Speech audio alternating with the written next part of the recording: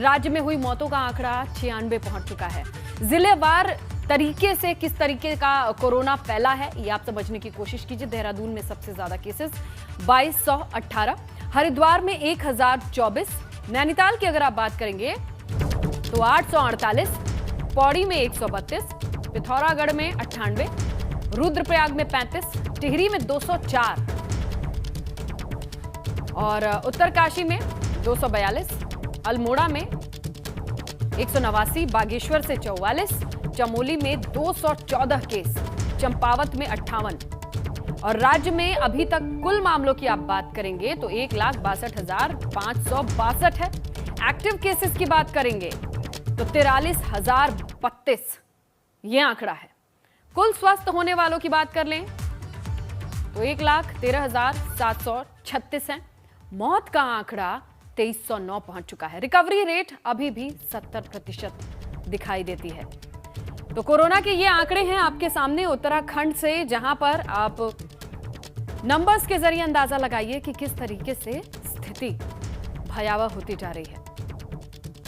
बहुत ज्यादा पॉपुलेशन नहीं है, डेंसिटी नहीं है, बावजूद इसके जिस तरीके की ये आंकड़ों को अभी आपने देखा और कहने के लिए देवभूमि में देवताओं की कृपा बनी रहती है, मगर इन दिनों सिर्फ और सिर्फ स्वास्थ्य विभाग की कृपा की जरूरत नजर आती है। वो पहाड़ जो देश भर के लिए साफ सुथरी हवा देते हैं, वहीं पर लोग हवा यानी ऑक्सीजन के लिए तरस रहे हैं। आपको उत्तराखंड में कोरोना से मचे हाहाकार से कुछ बड़ी बातें बताते हैं। जरा देखिए पिथौरागढ़ में मरीजों की संख्या कितनी है। कोरोना के 35 नए केस बड़कोट में आए हैं। 45 साल से कम उम्र वालों के 31 केस सामने आए हैं। कोरोना की वजह से बागेश्वर में एक और मौत हुई है। बागेश्वर में कोरोना के कुल 20 मरीजों ने दम तोड़ दिया है। देहरादून लापरवाही पर चौकी इंचार्ज को लाइन हाजिर करना पड़ा है। कर्फ्यू का पालन न करने पर कार्रवाई भी हुई है। अगर देहरादून की आप बात करें, सीएम तीरथ सिंह रावत ने ऑक्सीजन प्लांट का उद्घाटन भी किया है, जहां पर बढ़ते मामलों को देखकर तमाम चीजों की जरूरत महसूस की जा रही है। बाकी ज्यादा डिटेल के लिए हम रुक करते हैं ब्यूरो चीफ अजित राठी का, उनसे जानकारी लेंगे। अजित जी बताइए कि अब जैसे कहते हैं ना कि प्यास लगे तो कुआं खोदो, अब ऑक्सीजन प्लांट बनाने की कवायद की जा रही है। यही बता दीजिए कि इस प्लांट के अच्छी तरह से कामकाज होने के बाद लोगों को ऑक्सीजन कब तक मिल पाएगी?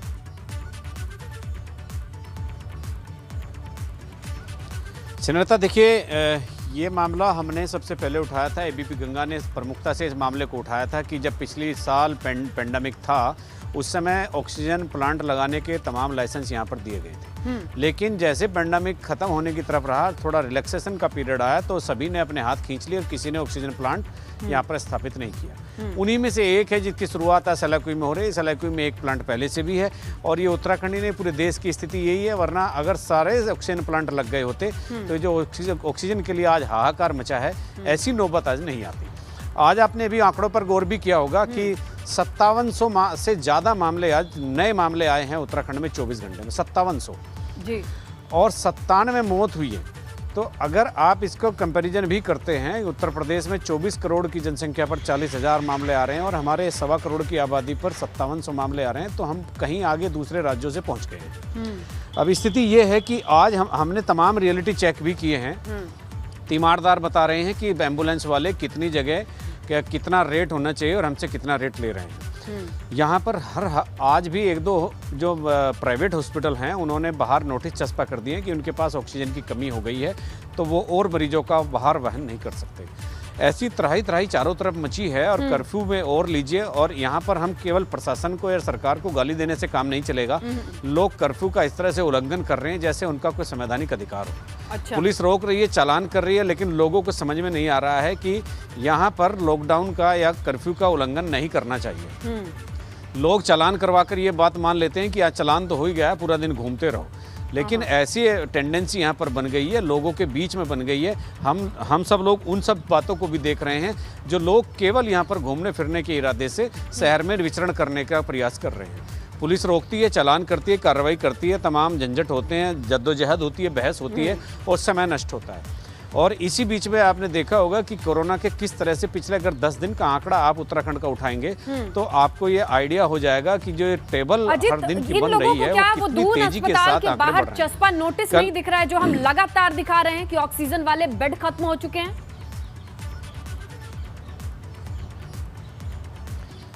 स्नेहलता, स्थिति ऐसी हो गई है कि जो ग्राउंड पर जो है वो रियलिटी कुछ और है, जो सरकार बोल रही है वो रियलिटी कुछ और है। अभी हमने दिन में भी दिखाया और आपने दर्शकों को कई बार दिखाया होगा कि वो नोटिस चस्पा हुआ है, उसके बाहर लगा है ऑक्सीजन की कमी हो गई है और सरकार कह रही है कि ऑक्सीजन पर्याप्त मात्रा में है। तो अब इस पूरे के पूरे दो पक्षों के बीच में एक मीडिया ही है जो अपनी बात कहने के लिए दर्शकों के सामने जा रहा है कि यहाँ पर कम हो गया, यहाँ पर ज़्यादा हो गया है।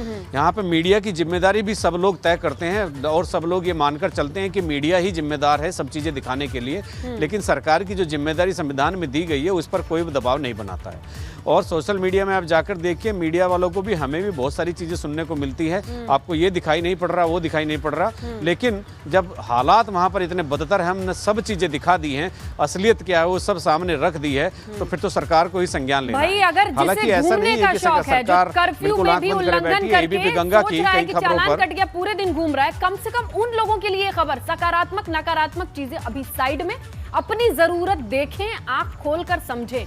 अगर बेड नहीं है, व्यवस्थाएं नहीं है, तो कम से कम आम लोगों के लिए ही इस वक्त इन खबरों को जानना बहुत जरूरी है, जहां ऐसे बेपरवाह लोग घूम रहे हैं। अजीत जी, कैसे होगा ये?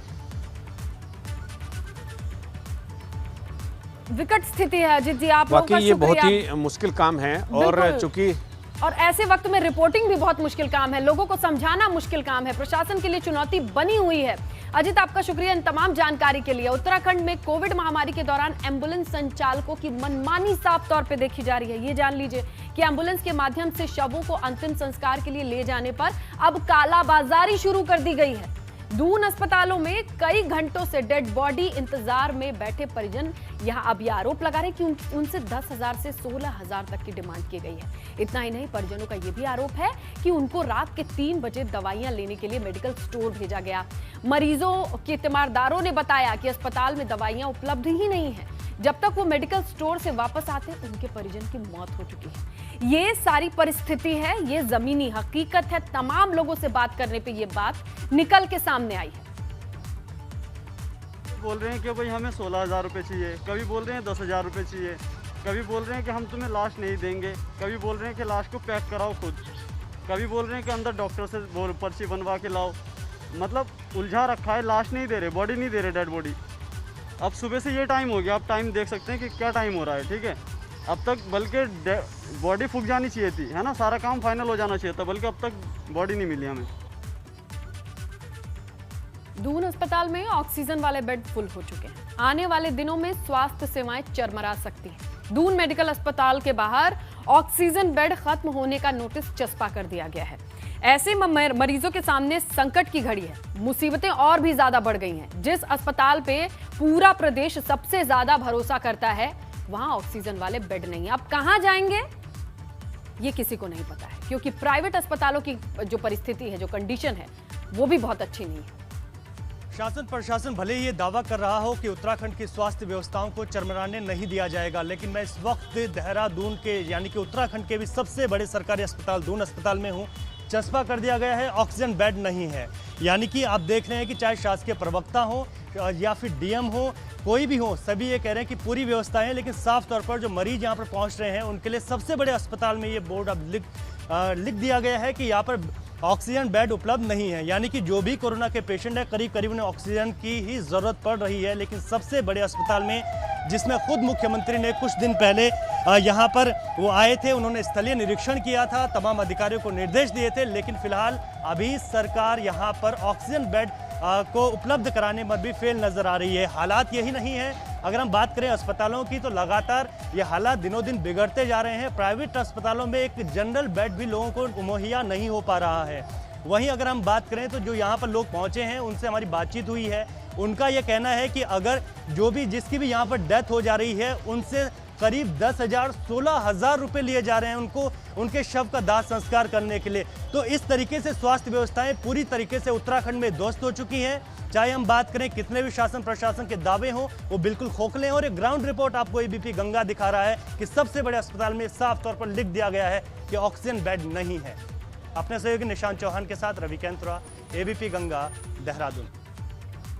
कोरोना के बढ़ते मामलों के साथ देश भर में ऑक्सीजन की किल्लत हो रही है। ऑक्सीजन की किल्लत को लेकर सीएम तीरथ सिंह रावत ने विकासनगर के सेलाको स्थित प्लांट का निरीक्षण किया है। निरीक्षण के दौरान उनके साथ कैबिनेट मंत्री गणेश जोशी भी मौजूद रहे। सीएम ने निर्देश दिए हैं कि पूरे प्रदेश में ऑक्सीजन की कमी नहीं होनी चाहिए। आपको बता दें कि सेलाको स्थित प्लांट में हर दिन 160 टन ऑक्सीजन की क्षमता है। कोरोना के बढ़ते मामलों को लेकर राज्य सरकार ने प्रदेश के 7 स्थानों पर जगहों पर कोविड कर्फ्यू लगाया है। पुलिस की तरफ से एक तरफ जहां कोविड कर्फ्यू को लेकर सख्ती बरती जा रही है, ऐसे में लोगों पर भी कार्रवाई की जा रही है जो बेवजह अपने घरों से बाहर निकल रहे हैं। ऐसे लोगों का चालान किया जा रहा है। राज्य सरकार ने मास्क न पहनने वालों पर विशेष सख्ती बरतते हुए 500, 700 और 1000 रुपए का जुर्माना रखा है। ऐसे में वो तमाम लोग जो अभी भी नहीं समझ पा रहे हैं कि अस्पतालों की परिस्थिति क्या है, ऑक्सीजन की स्थिति क्या है, ऐसे में अपनी जान की चिंता परवाह उन्हें कैसे करनी है, अगर फिर भी बाहर निकलते हैं तो चालान। ये लोगों को मुझे समझ नहीं आ रहा है कि लोग क्यों नहीं इस बात को रियलाइज कर पा रहे हैं कि संख्या इतनी बढ़ गई है कि मेडिकल व्यवस्थाएं चरमराने के कगार पर हैं और बेड्स की प्रॉब्लम है, दवाइयों की प्रॉब्लम है, ऑक्सीजन की प्रॉब्लम है। ऐसे में भी उनको क्यों नहीं समझ में आ रहा है कि वो जो है अपना घर से बाहर ना निकले। उनको ये जो 7 दिन का एक लॉकडाउन है, इसको इम्प्लीमेंट करने में हमारी सहायता करनी चाहिए। कोरोना के बढ़ते मामलों की वजह से नैनीताल जिले में 1 हफ्ते के लिए कर्फ्यू लगा दिया गया है। हल्द्वानी में भी कर्फ्यू है। इस दौरान जरूरी सेवाओं को छोड़कर बाकी सभी दुकानें और संस्थान बंद हैं।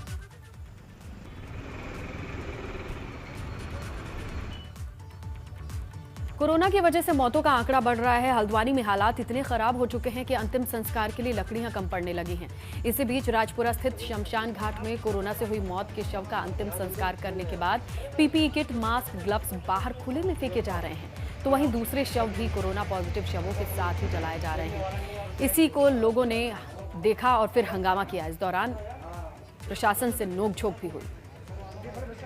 जो कि विरोध पब्लिक ने कराया, पब्लिक ने कोई विरोध गलत नहीं कराया, बिल्कुल सही विरोध कराया। क्योंकि यहाँ पे गेट के सामने बिल्कुल पीपी किट वगैरह, ग्लव्स वगैरह सब चीज़ें बाहर फेंक दे रहे और इसमें कोई प्रशासन कोई कार्रवाई करने को तैयार नहीं था। जो कि मेरी सुबह बात सिटी मजिस्ट्रेट साहब को मैंने फ़ोन करा, एसडीएम साहब को मैंने फ़ोन करा, उसके बावजूद कोई कार्रवाई नहीं हुई गई। लास्ट में पब्लिक आई जब तो तब प्रशासन की नींद जागी और तब यह प्रशासन पहुँचा।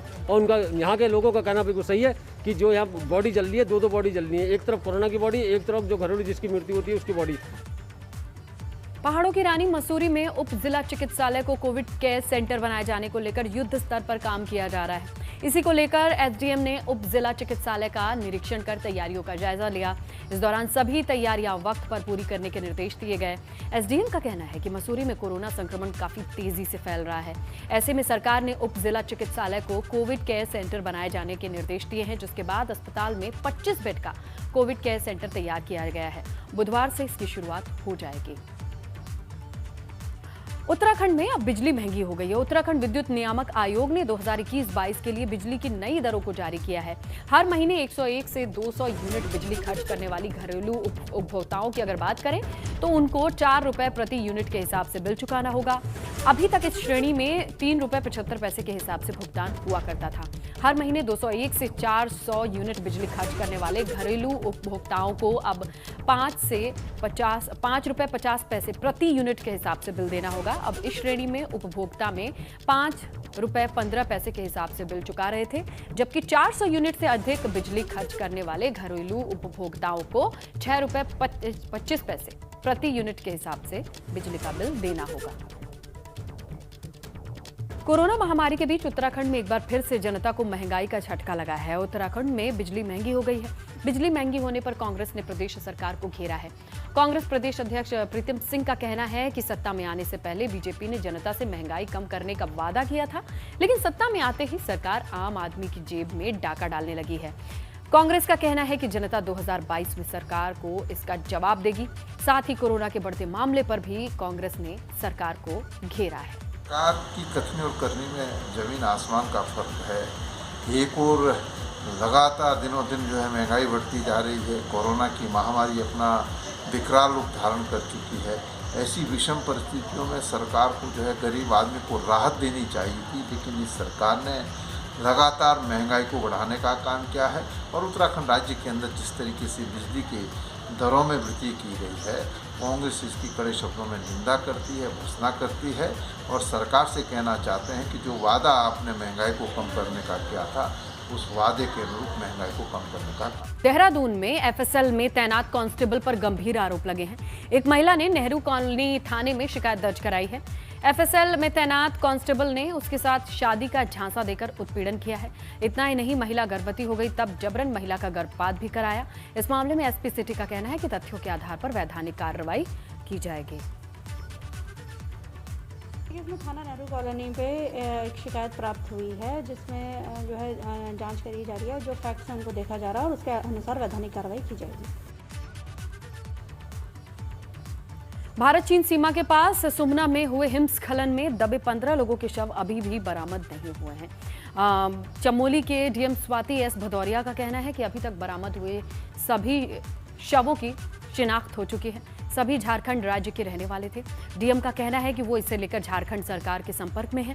जोशीमठ से शवों को जॉलीग्रांट के लिए भेजा गया है, जिन्हें बुधवार को विमान से जॉलीग्रांट से झारखंड के लिए भेजा जाएगा।